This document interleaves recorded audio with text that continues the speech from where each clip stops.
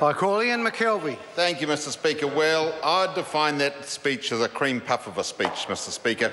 She talked about what the government lacks in ideas. Unfortunately, every idea they've had in 7 years they've canned, Mr Speaker. I won't talk for any longer about that. I wanted to also, Mr Speaker, very briefly to mention the outgoing Clerk of the House and Mary Harris. And it would be an unenviable job listening to us day after day, night after night. And I think that I was quite excited to hear about her fishing spot. I happen to know where she goes fishing. If she improves her fishing at that rate, no doubt I'll catch a few more. But the other thing I was really intrigued was her cricketing record, as I have for a long time now had assisting me a couple of New Zealand cricketers who, in the words of a previous speaker, or Deputy Speaker of this House, were women of substance, Mr Speaker. I'm sure that is how you could adequately describe Mary Harris.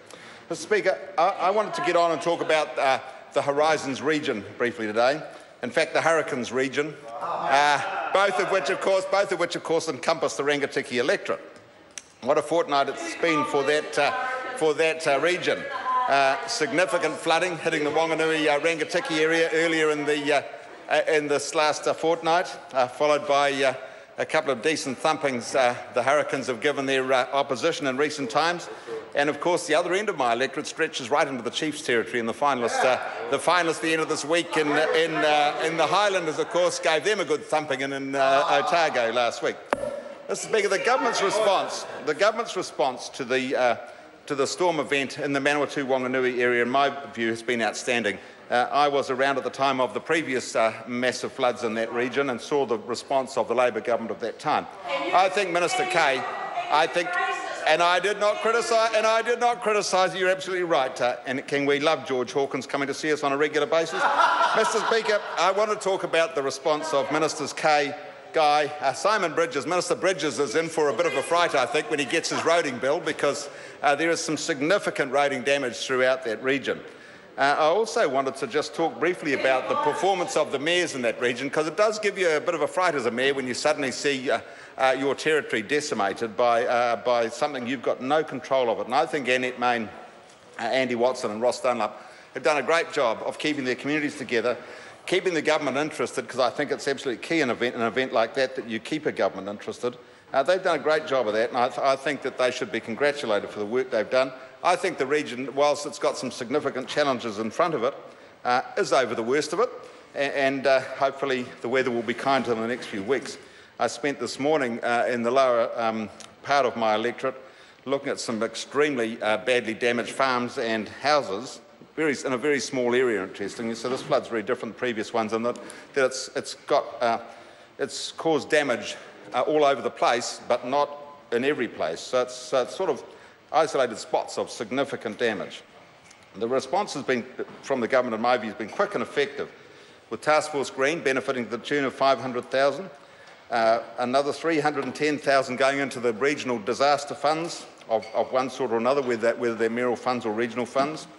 As I said, Minister Bridges is going to get a significant fright when he gets the roading bill, because it will be the biggest part of the clean-up of this job, and the roads in rural Rangitikei and rural Wanganui and some parts of South Taranaki have had significant damage. There's also been $145,000 gone into the rural support network, which will help, I guess, particularly with people in the rural areas who are under stress, and there are a number of them. And the Minister of Social Development has put some money into that sort of support as well. And this morning, or this afternoon, Minister Guy has announced another significant supplementary funding round, I guess, for the Horizons, or going into the Horizons Sustainable Land Use Initiative, which after 2004 did a significant amount of work right throughout the region, from coastal Hawke's Bay to the mountains in the north, on dealing with fragile land that had been significantly damaged during the course of that 2004 event. This morning, or this afternoon, Minister Guy has announced another injection of funds into that fund of about $4.7 million. That will make a massive difference to Horizon's ability to continue the work of that fund.